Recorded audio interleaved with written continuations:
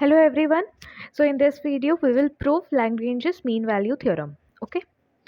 So what is the statement? Statement is if fx is a function of variable x such that the first condition fx is continuous in closed interval ab, fx is differentiable in open interval ab, then there exists a c which belongs to open interval AB such that f dash c is equal to fb minus fa by b minus a and fa is not equal to fb.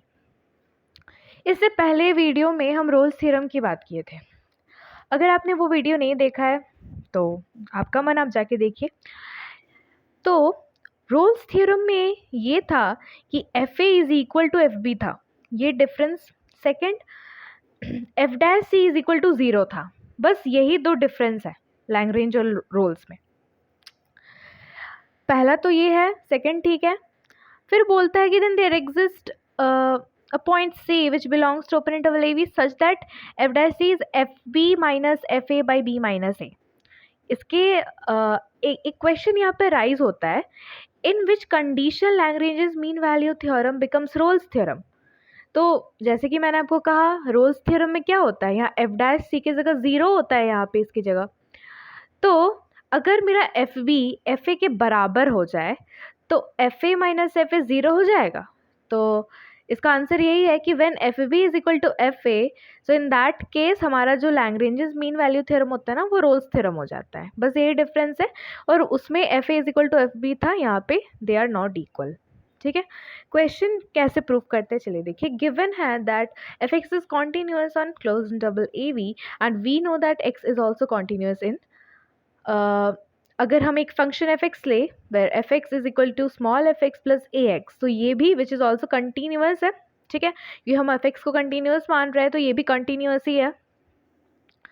तो where this A is a constant, ठीक है, such that हमको F A और F B दिखाना है. ठीक है. अच्छा, इसको हम प्रूव कैसे करेंगे? हम रोल्स थ्योरम की हेल्प से ही प्रूव करेंगे. ओके. हमें ये चीज़ जो लाना है ना, ये हम रोल्स थ्योरम के हेल्प से लाएंगे. ठीक है. तो इन रोल्स थ्योरम बोलता है F A is equal to F B.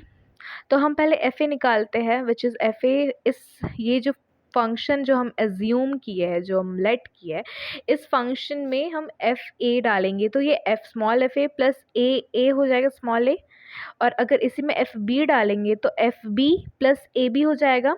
इसे हम कॉपी में करके दिखाते तो बेटर अंडरस्टैंडिंग होगा. So we assume this function. Okay. Now F A is equal to F B. So first F A क्या हो जाएगा, इस पे पुट करने से एफ ए प्लस ए और एफ बी इसमें पुट करने से F B plus A B. This if we equate this, अगर हम इक्वेट करते हैं, because we know that F A is equal to F B, तो इन दोनों को अगर इक्वेट करते हैं तो हमें क्या मिल रहा है, equal to F B plus A B. अब ए को एक साइड लेके आता है, A minus A B is equal to F B minus F A. A is common here, F B minus F A. Okay, and we will left with, if we take minus as a common, minus a, we will left with fb minus fa divided by b minus a. Okay, let it be equation number 2. Okay, तो हमने क्या लाया, इतना लाया. We have to bring this F dash C is equal to F B minus F A by B minus A. तो इसी को लाने की प्रोसेस में हम आगे बढ़ेंगे. So by Rolle's theorem, now by Rolle's theorem there exists a point C which belongs to closed interval AB such that f dash C is equal to 0. Okay, so f dash C is equal to 0 करने के लिए what we have to do, we have to differentiate this f dash x. f dash x is equal to f small f dash x plus a. ये x तो differentiate होके ये मेरा बच रहा है.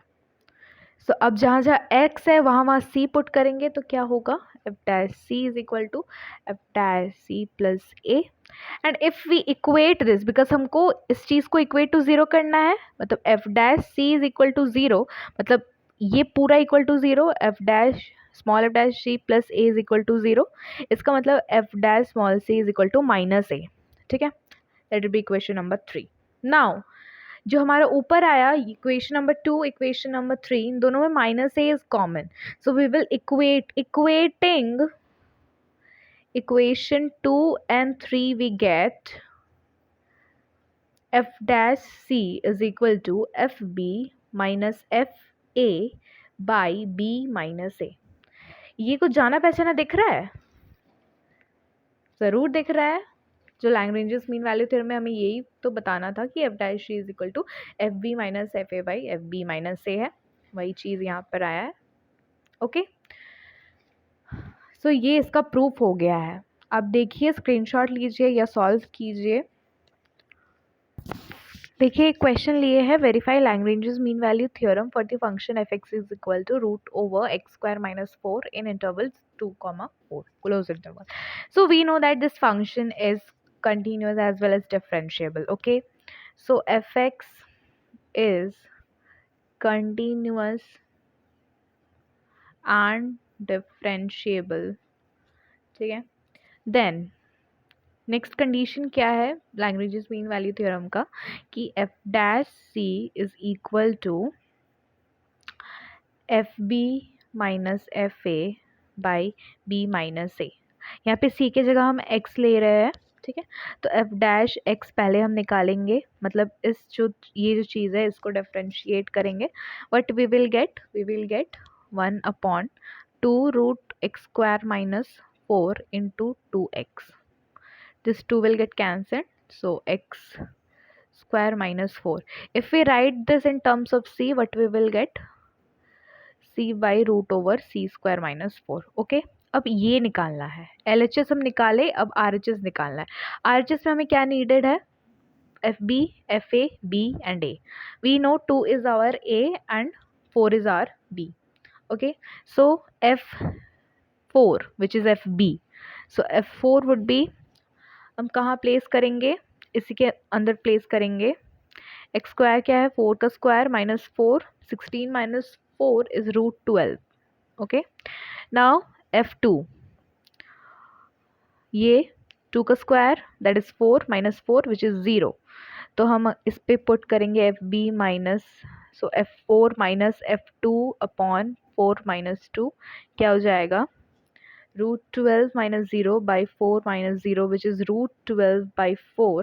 root 12 को we can write 2 root 3 by 4.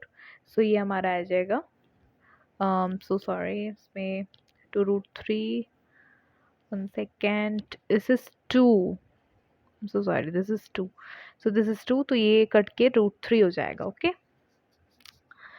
सो हमारा RHS भी आ गया, LHS भी आ गया। ठीक है, so this is 1, this is 2, so equate 1 and 2, 1 and 2, what we will get, f dash c की जगह c by root c square minus 4 is equal to root 3, तो ये c is equal to root 3 and root c square minus 4, c is equal to 3c square minus 4, c is equal to 3c square minus 12, 3c square minus 12 minus C. Okay, तो इससे हम क्या लिख सकते हैं,